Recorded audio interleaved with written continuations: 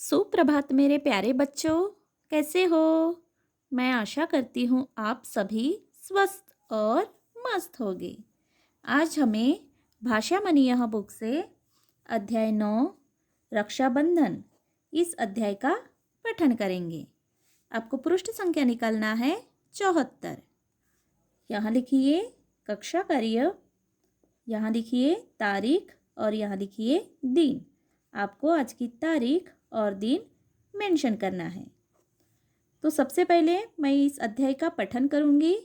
आपको भी मेरे साथ साथ इस अध्याय का पठन करना है। ओके, चलिए स्टार्ट करते हैं। अध्याय 9 रक्षाबंधन। भारत में अनेक त्योहार मनाए जाते हैं। इनमें भाई बहन के अटूट प्रेम का प्रतीक है रक्षाबंधन। इस कथा में यही दर्शाया है। आओ पढ़े और जाने।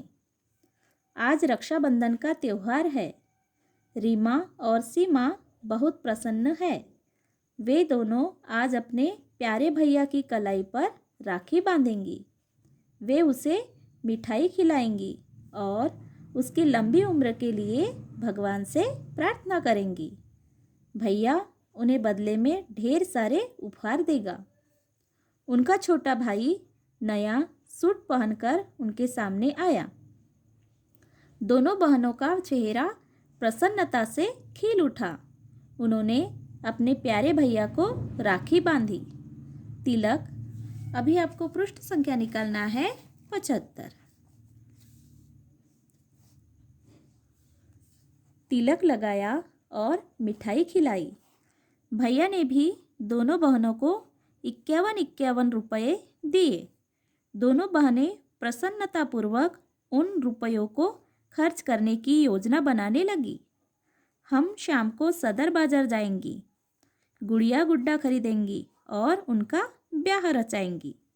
दोपहर को सबने खाना खाया और आराम करने के लिए लेट गए, परंतु रीमा और सीमा की आंखों में नींद नहीं थी। वे तो शाम होने की प्रतीक्षा कर रही थी।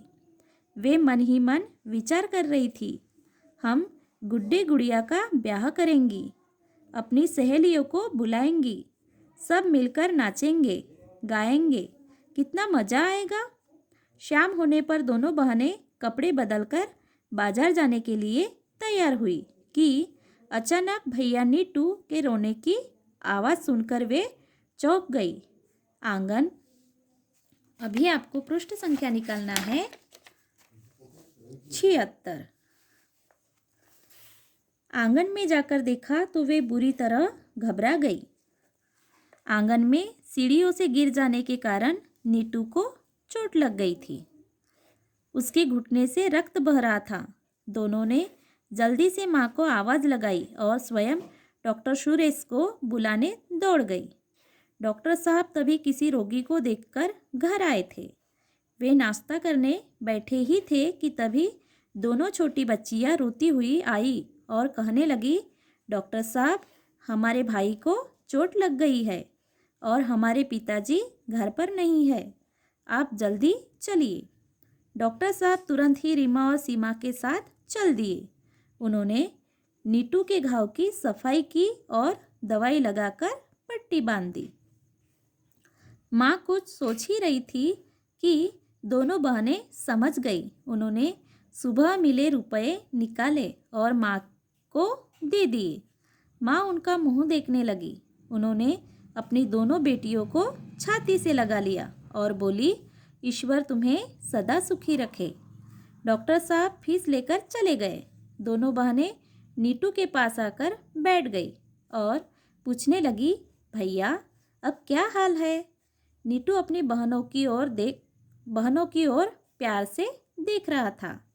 राखी के धागों ने और भी पक्की डोर से भाई बहनों को बांध दिया था।